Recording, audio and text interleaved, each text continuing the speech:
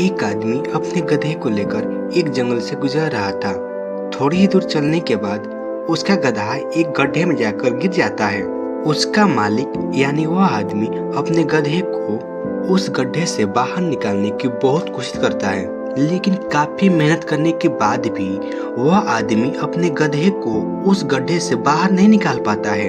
फिर उस आदमी ने काफी अलग अलग उपाय सोचे गधे को गड्ढे से बाहर निकालने के लिए, लेकिन वह आदमी हार मानकर यह सोच लेता है कि अब उसका गधा उस गड्ढे से बाहर नहीं निकल पाएगा।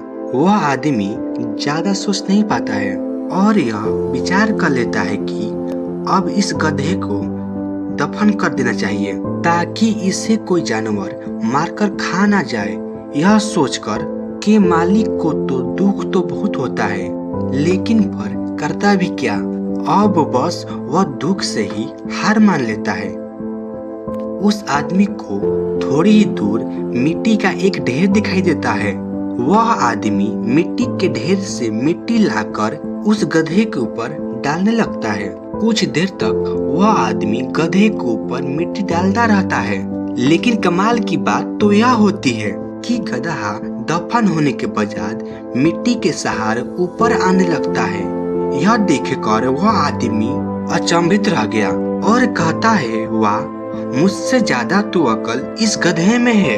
अब गधे का मालिक वह आदमी बहुत खुश हो जाता है और वह सोचता है कि मैं तो इसे दफन करने वाला था। अब अगर मैं इस गड्ढे को और भर दूं तो मेरा गधा ऊपर आ जाएगा।